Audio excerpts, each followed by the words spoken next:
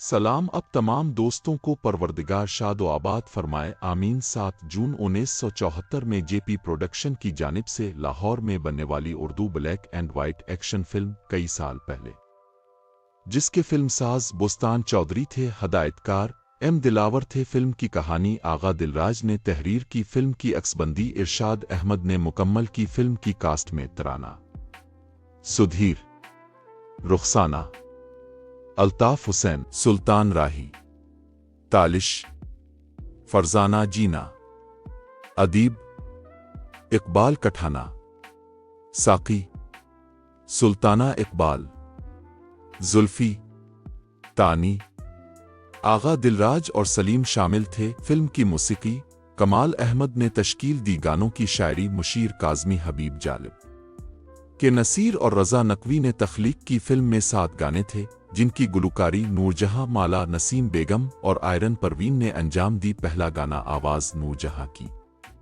तराना पर फिल्माया गया।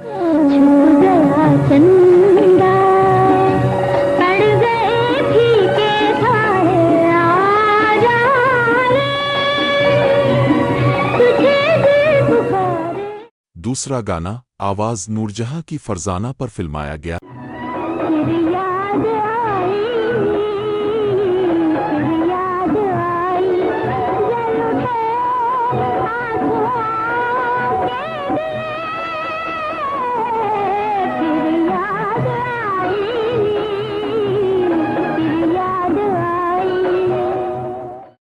तीसरा गाना आवाज आयरन परवीन की रुखसाना पर फिल्माया। ओ सनम ये तेरा मुस्कुराना, ओ सनम ये तेरा मुस्कुराना, ये कयामत नई दिल पे लाया। झुक गई खुद ब खुद ये निगाहें, दिल के हलचल ने तूफान उठाया। ओ सनम ये तेरा मुस्कुराना। चौथा गाना आवाज आयरन परवीन की चे कोनम। पांचवां गाना आवाज माला की जीना पर फिल्माया गया। लुटी दुनिया सुहाग उजड़े। छठा गाना रुखसाना पर फिल्माया गया।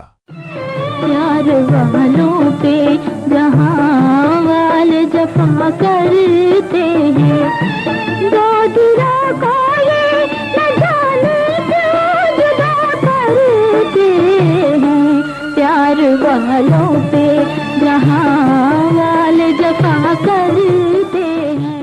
सातवां गाना आवाज नसीम बेगम की नगों पर फिल्माया गया। भीगा भीगा बदन जैसे झूमता चमन। फिल्म की कहानी इस्लाम और बातिल के मौजू पर थी, लेकिन बुरी तरह से फलाप साबित हुई, जिसकी मैन वजह सुधीर का किरदार, जो कि सुधीर के मुताबिक नहीं रखा गया। सबसे बड़ी नाकामी की वजह यह भी थी कि फिल्म के बनने और रिलीज होने में बहुत ताखीर हो गई थी।